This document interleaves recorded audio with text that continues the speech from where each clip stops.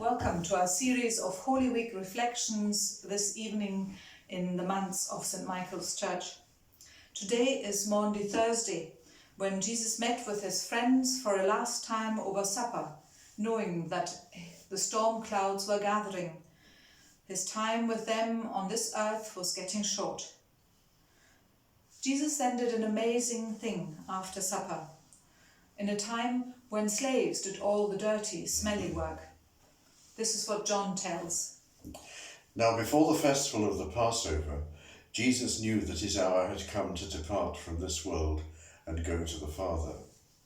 Having loved his own who were in the world, he loved them to the end. The devil had already put into the heart of Judas, son of Simon Iscariot, to betray him. And during supper, Jesus, knowing that the Father had given all things into his hands, and that he had come from God and was going to God, got up from the table, took off his outer robe, and tied a towel around himself. Then he poured water into a basin and began to wash the disciples' feet and to wipe them with the towel that was tied around him.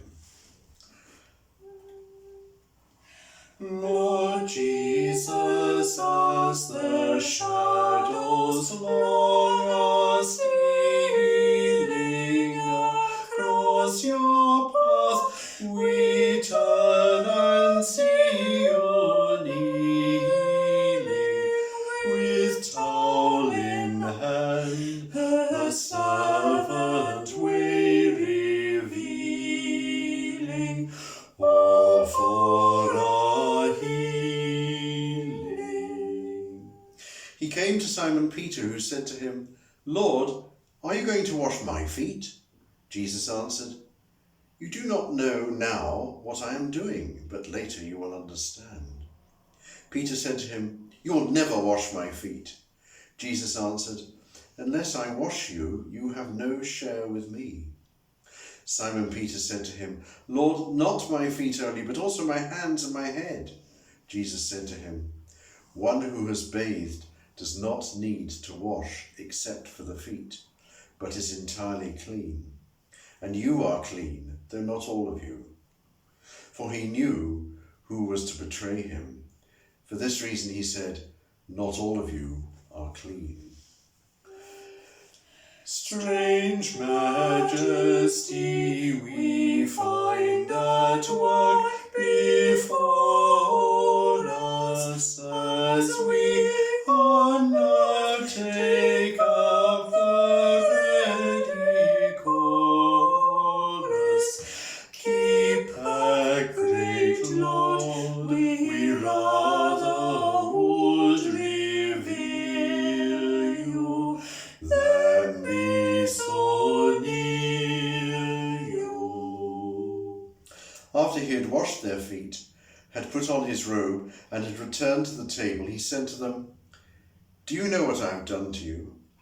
You call me teacher and Lord. You are right, for that is what I am. So if I, your Lord and teacher, have washed your feet, you also ought to wash one another's feet. For I have set you an example, that you also should do as I have done to you. Very truly I tell you, servants are not greater than their master, nor are messengers greater than the one who sent them. If you know these things, you are blessed if you do them. Where I am going, you cannot come. I give you a new commandment, that you love one another. Just as I have loved you, you also shall love one another. By this everyone will know that you are my disciples, if you love for one another." Yet still you'll come on God's low road, persisting from force and path, or quietly desisting. Your every act upon love's way insisting. Quell our resistance.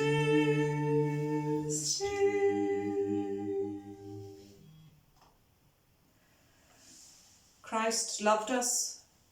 Christ knew us. Christ gave us this way. If we hold before God the abundant life of our giftedness and the honest reality of our humanness, we will be able to enter this moment in spirit and in truth. Here lies trust and faith in a Christ who takes his last steps towards the cross, yet holds in his hands the bread and wine of life with us. Today, when you eat food or drink something, remember God loves you and is with you. Today, when you wash your hands, bathe or shower, remember God loves you and wants to embrace you so that you can go and love as you are loved.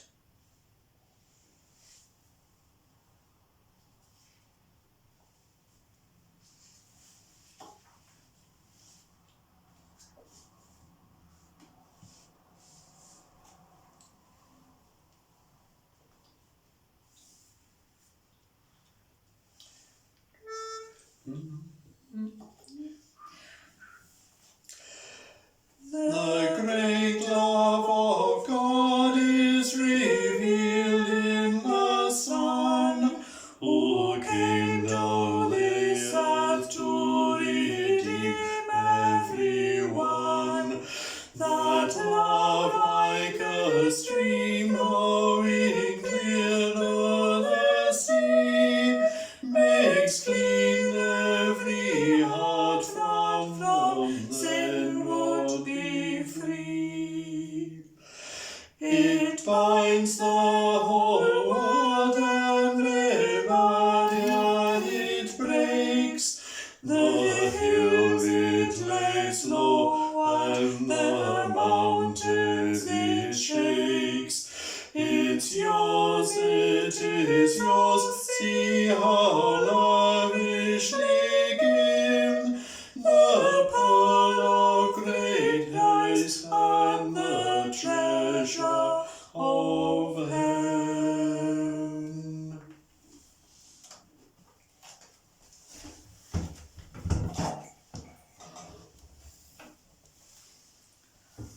After the meal, Jesus and his disciples went to the Mount of Olives.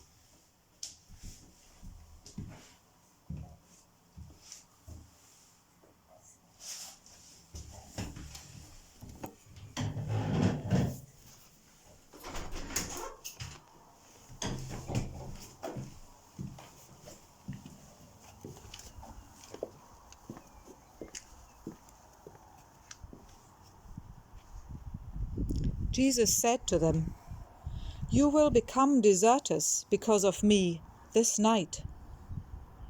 Shocked, they all denied it and vowed to be true. But Jesus knew otherwise. Before the cock would crow, they would have denied him 3 times.